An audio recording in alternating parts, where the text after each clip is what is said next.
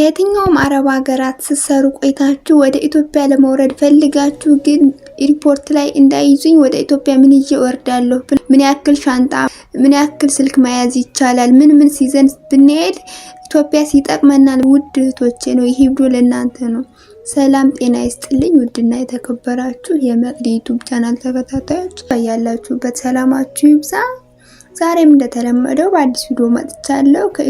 ከአረብ ሀገር ስንሰራ ቆይተን ጠፍተንም ሊሆን ይችላል።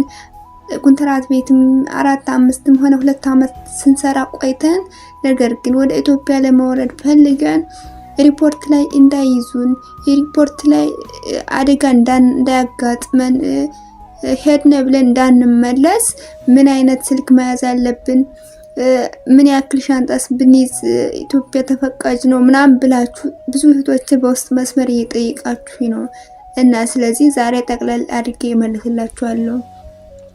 ስለዚህ ከዚህ በፊት ግን ለዚህ ቻናል አዲስ የሆናችሁ ላይክ እና ሼር ሰብስክራይብ በማድረግ ቤተሰቡን ሀሳብ አስተያየት ካላችሁ እንደተለመደው ኮሜንት መስጫው ላይ አስቀምጡልኝ እመልስላችኋለሁ።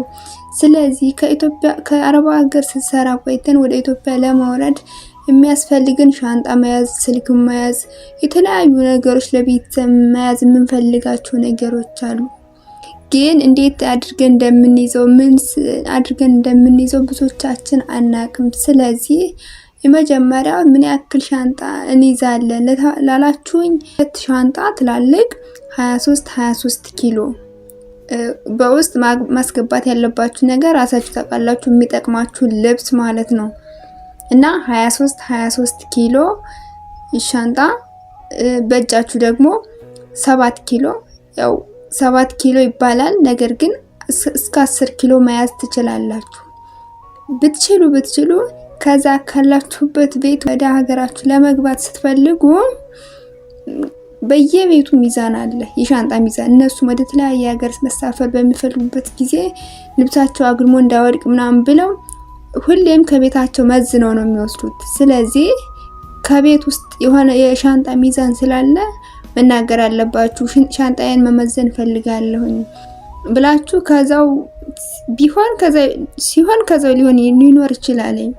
ባይሆን ደግሞ መግዛት ትችላላችሁ። ምክንያቱም የማይሆን ልብስ አጠራቅማችሁ ከዛ ላይ በፍጥነት ስለምትወጡ የማይጠቅማችሁ ነገር በጣም ብዙ ብር ከፍላችሁ ወይም ከምታሳልፉ ወይም ደግሞ ያንን ልብስ አውጣችሁ ከምትጥሉት ምን አይነት ይጠቅመኛል ምን አይነት አይጠቅመኝም ብላችሁ እንኳን እስክትመጡ አያቆዩአችሁ መዛ ሪፖርት ላይ። ነገር ግን እዚሁ ካላችሁበት ቤት የሚጠቅማችሁና የማይጠቅማችሁ ልብስ ራሳችሁ ላይ ይታችሁ በ23 ኪሎ እስኪሆን ድረስ ወይም ቢያንስም ቢበዛም ራሳችሁ ታውቃላችሁ። ቢበዛ ራሳችሁ በጣም ብዙ ብር ሊያስከፍሏችሁ ስለሚችሉ ነው።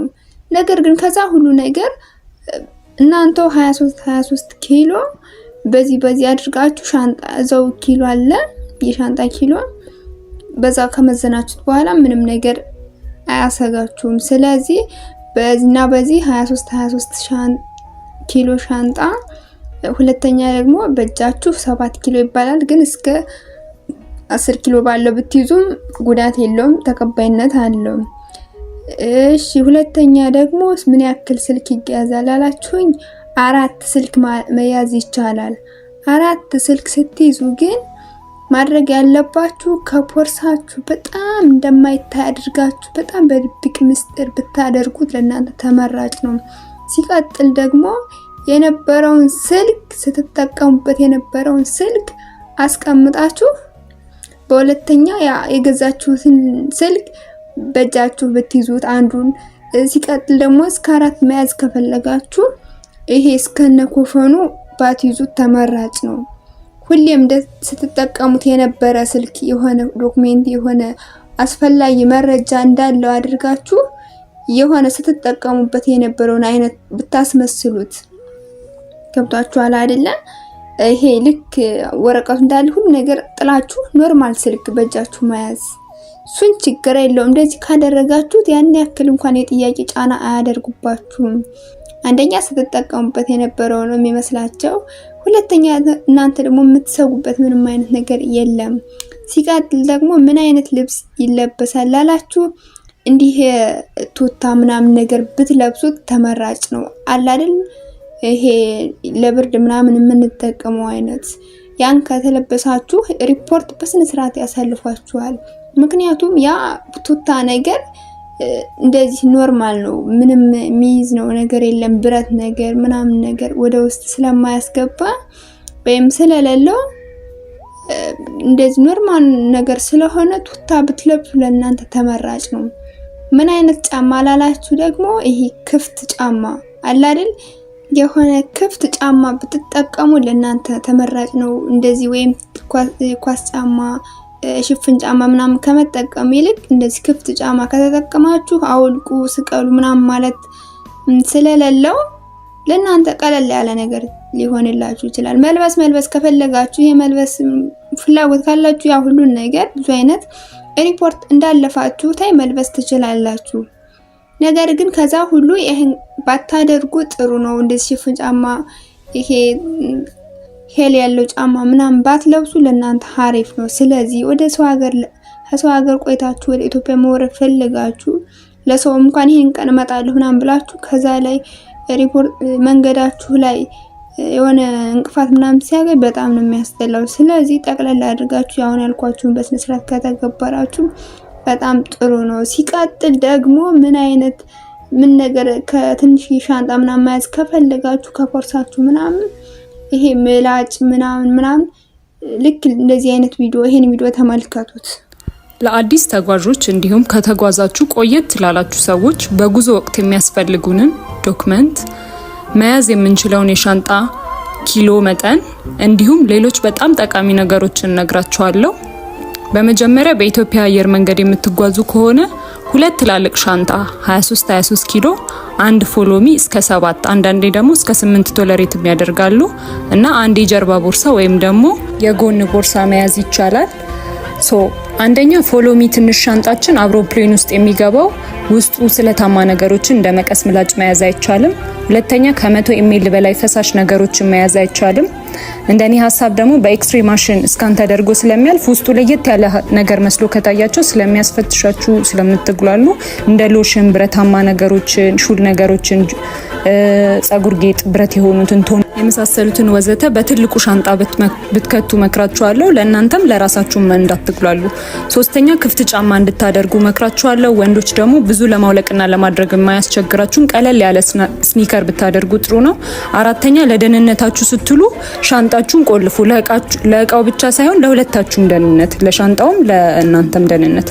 አምስተኛ ሻንጣውን በቀላሉ ለመለየት እላው ላይ ምልክት አድርጉበት። ለምሳሌ እኔ እንዳደረኩት አሁን ቪዲዮ ላይ እንደሚታየው ትንሽዬ ጨርቅ መሰል ነገር ማድረግ ወይም ደግሞ ቼኪንግ ቦታ ላይ የሚሰጥ ስም መጻፊያ አለ። የራሳችሁን ስም መጻፍ ወይም ደግሞ በቀላሉ ስፖት እንድታደርጉት የሆነ ነገር ላይ ማስቀመጥ። እንደኔ ሀሳብ ጨርቁን ብታደርጉበት መክራችኋለሁ። ስድስተኛ በቦርሳችሁ ደረቅ ምግብ መያዝ ትችላላችሁ። በባክባካችሁ ወይም ደግሞ በጎን በሚያዘው ማለት ነው። እንደ ቆሎ፣ ዳቦ ቆሎ፣ ደረቅ ኬክ መያዝ ትችላላችሁ። ሰባተኛ ኢሴንሻሉ ነገር ሜዲኬሽን ነው። ሜዲኬሽን መያዝ አለባችሁ። ኦቨር ዘ ካውንተር የሚሸጡ ሜዲኬሽኖች አሉ። ለምሳሌ እንደ ጨጓራ አይነት ኦሜፕራዞል፣ አንቲባዮቲክስ፣ ፔንኪለሮችን እና ቮልት ፋስት አሁን ድንገት ቢያማችሁ እሱን መዋጥ እንድትችሉ ማለት ነው፣ ወይም ደግሞ በጥብጣችሁ እንድትጠጡ። ስምንተኛ ኪስ ያለው ልብስ ብትለብሱ ብዬ መክራችኋለሁ። ፓስፖርት፣ የተለያየ ቦታ ስለምትጠየቁ በተደጋጋሚ ከቦርሳችሁ ቼክ እያደረጋችሁ ከምትፈልጉ እዛ ኪስ ያለው ቦርሳ ውስጥ ታስቀምጡና እያወጣችሁ በቀላሉ ለማሳየት ይመቻችኋል። የእጅ ቦርሳችሁ ውስጥም ማድረግ ትችላላችሁ ኪስ ያለው ልብስ ካለበሳችሁ። የምትይዙትን ደግሞ እቃዎች ፈሳሽ ነገሮችን ስፔሻሊ እንደ ሻምፖ፣ ቂቤ የመሳሰሉትን ቂቤውን ፍሪዘር ውስጥ ማስቀመጥ አለባችሁ። ሻምፖውን ደግሞ በፌስታል ራፕ ብታደርጉት ጥሩ ነው፣ እንዳይፈስ ያገዛችኋል። በቻላችሁት መጠን ደግሞ ጥቁር እስክርቢቶ ብትይዙ። አንዳንድ ቦታ ፎርም ሙሉ ሲባል በጥቁር እስክርቢቶ ብቻ ነው የሚፈቅዱት እና ጥቁር እስክርቢቶ የያዙ። ሌላ የሚቸግራችሁ ነገር ካለ ወይም ጥያቄ ካላችሁ ኮሜንት ዳውን አድርጉልኝ ወይም ኢንቦክስ አድርጉልኝ እመልሳለሁ። አሁን ነገር ሳናውቅ ይሄን ቪዲዮ ሳንሰማ ወይም ምን ተይዞ እንደሚከድ ሳናውቅ የማይሆን ቅራቅንቦ አጠራቅመን ኢትዮጵያ ላይ ሄደን ባዶአችን ከምንሆን የሚጠቅመንንና የሚያሳልፉንን ነገር ይዘን ከሄድን ለኛ በጣም ተመራጭ ነገር ነው። የኔ ቅመሞች በደንብ ስሙ። ብዙ ነገር ሊኖር ይችላል ኢትዮጵያ የምናገኘው ነገር ግን ከዚህ የሆነ ነገር ባለን ገንዘብ አጠራቅመን መንገድ ላይ ወይም ሪፖርት ላይ ካስመለሱን ልንሄዳለን ብለን ካስመለሱን ወይም ደግሞ ልክ እንደዚህ የማይሆን ነገር ገዝተን መንገድ ላይ ከምንጥለው ወይም ከአቅም በላይ ገንዘብ ከፍለን ከምናሳልፈው አውቃችሁ ከዚህ ሀገር የሚገኘውን አውቃችሁ ትይዙና ኢትዮጵያ ማግኘት የምትችሉት ነገር ደግሞ ኢትዮጵያ እንደወረዳችሁና ኢትዮጵያ ከገባችሁ በኋላ የሚያስፈልጋችሁ ነገር መጠቀም ወይም መግዛት ትችላላችሁ። ስለዚህ የዛሬ ቪዲዮ ይሄን ይመስል ነበረ። እንደሚጠቅማችሁ በጣም እርግጠኛ ነኝ።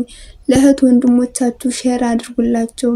ለዚህ ቻናል አዲስ ከሆናችሁ ደግሞ ላይክ እና ሼር ሰብስክራይብ በማድረግ ቤተሰቡ ሀሳብ አስተያየታችሁን ኮሜንት መስጫው ላይ አስቀምጡልኝ። የኔ ቅመሞች መልካም መንገድ